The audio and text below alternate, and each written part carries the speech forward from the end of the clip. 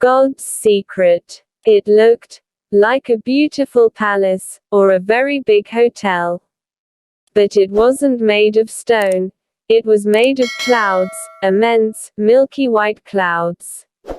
When I reached the doors, they opened automatically, but perhaps they floated open. I can't say. I entered an enormous hall. It was so high, and so wide, that I felt dizzy. It seemed that I was standing on air.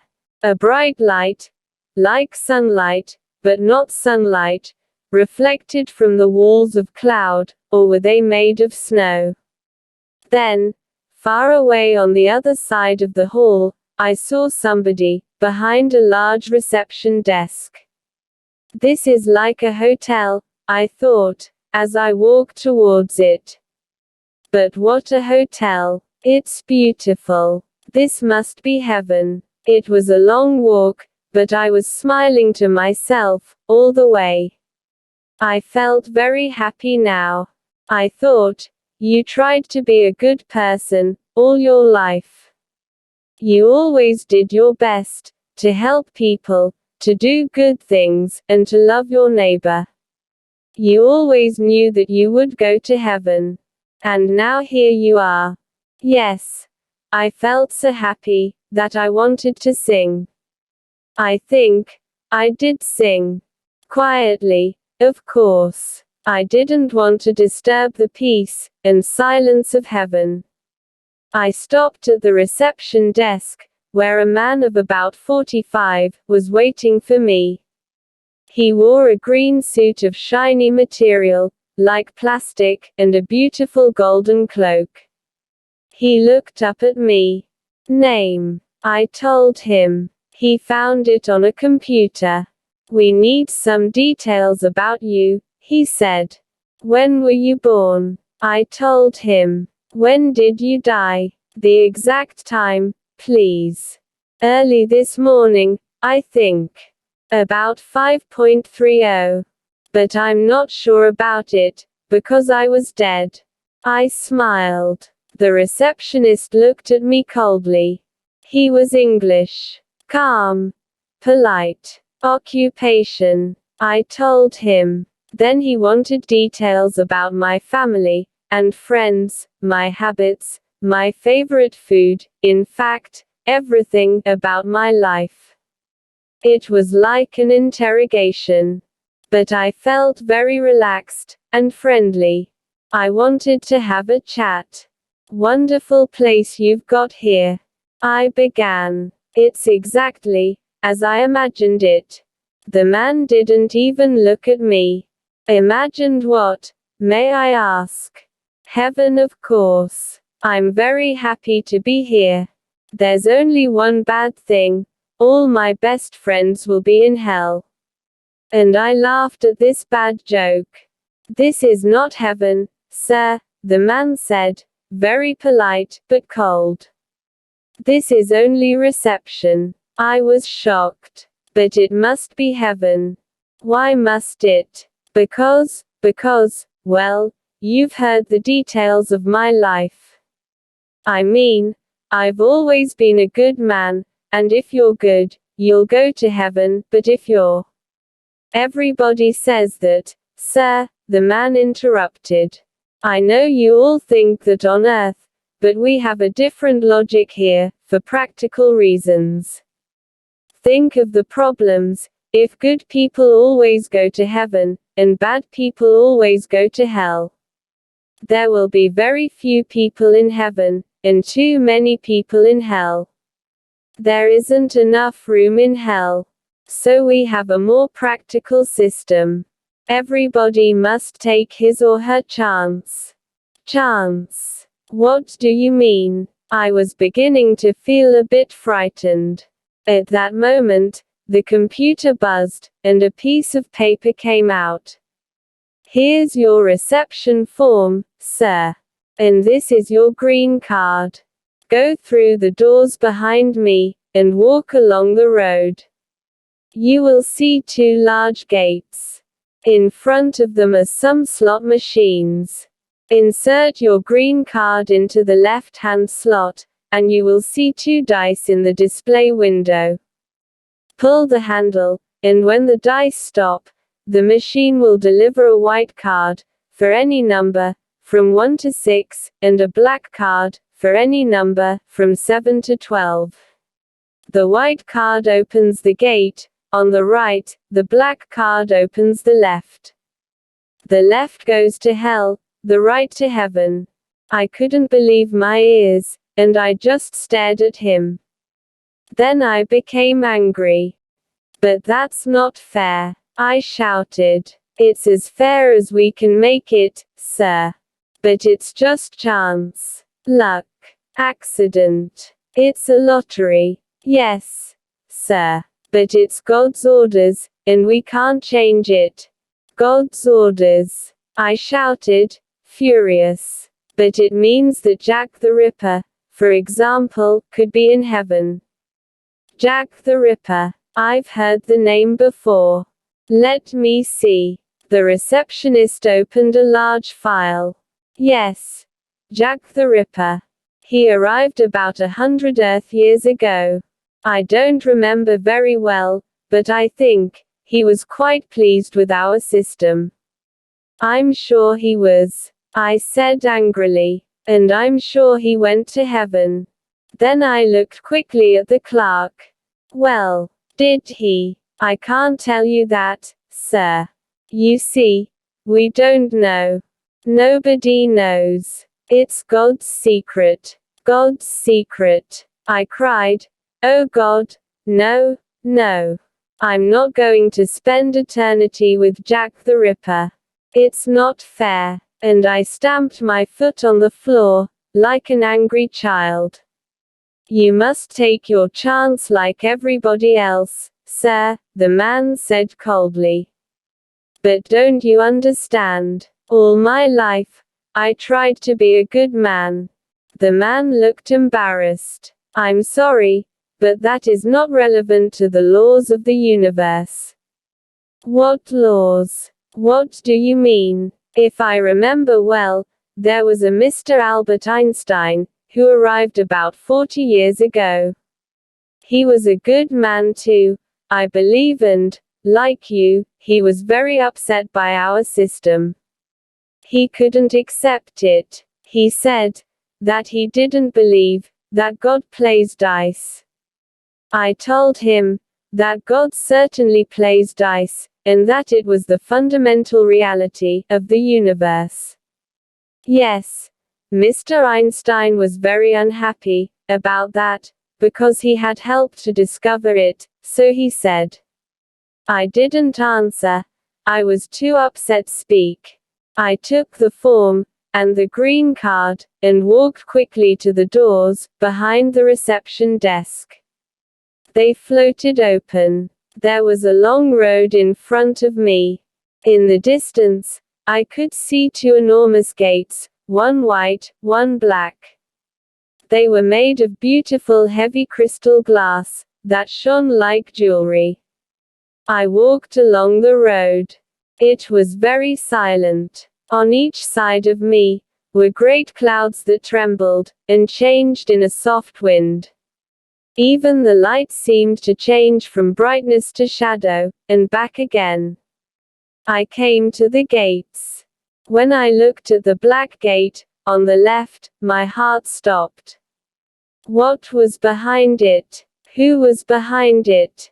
Then I looked at the gate, on my right, and trembled. Who or what was behind Heaven's Gate? I inserted my green card in one of the slot machines. There was a buzzing sound, and the display window showed 2 dice. My hand went up to pull the handle. Not yet, not yet. I said to myself. I want to think. I want to sit down, and wait a bit. I want to take my time. So I sat on the road, and began to talk to myself. Oh, this is terrible. I never smoked. I never drank. I never gambled. I never stole any money. I never hurt anybody. Of course, I was careful about my health, and I looked after my money, like everybody else. I wasn't stupid. But now, I could be with thieves, murderers, politicians. For the rest of eternity. It's really terrible. And sir, I sat there, and talked like a lunatic. Sometimes. I looked at the handle of the slot machine, which was waiting for me, and I trembled. Well, it's better to be in heaven, even if Jack the Ripper is there. People say that heaven is a beautiful place. Oh, God, dear God, please let me get a white card. So, I prayed for a white card, and after a while, I felt much better, more optimistic. I felt that God was on my side. I stood up, walked to the machine, and pulled the handle down quickly. The dice began to spin. I closed my eyes, opened them. The first dice stopped at number 2. My heart beat fast with hope. Then the second dice came. 5. Silence. Then, like a photo from a Polaroid camera, the card came out. It was black. I fainted. When I opened my eyes again, I sat still for a long time. Hot tears filled my eyes. I was going to hell. I knew it. I knew it. I cried. I've always been unlucky. But what could I do? I had to enter the door on the left. I had to go to hell.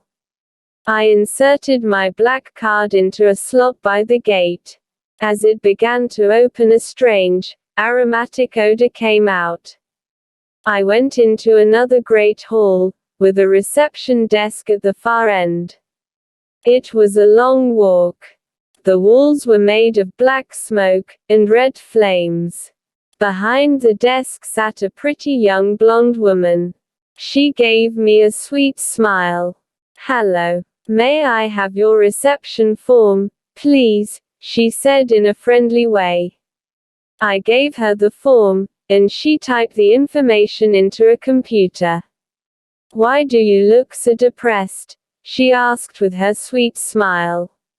"You're a lucky man." I laughed bitterly. "Lucky. Here's your room key," she continued. "We hope you'll like room 206. You'll find everything in order. Drinks, magazines, a change of clothes, a bottle of wine, and everything necessary for your comfort. There is a reading lounge, a swimming pool, tennis courts, and a card table. We hope that you will enjoy your eternity." I was watching her to see if she was joking behind that sweet smile. "This is hell, is it?"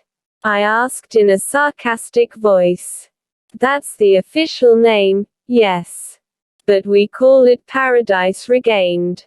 I suppose you thought it would be a terrible place, but things have changed a lot. We've made it better. You'll see." "Who are we?" "Oh, there are so many good, kind people here. I can't remember all their names. Let me think. Well, there's an Indian gentleman, Mr. Gandhi, and a nurse called Florence Nightingale." "You mean those people are all here, in hell? But it's not hell anymore. It's the dice, you see." "The dice? No. I don't see.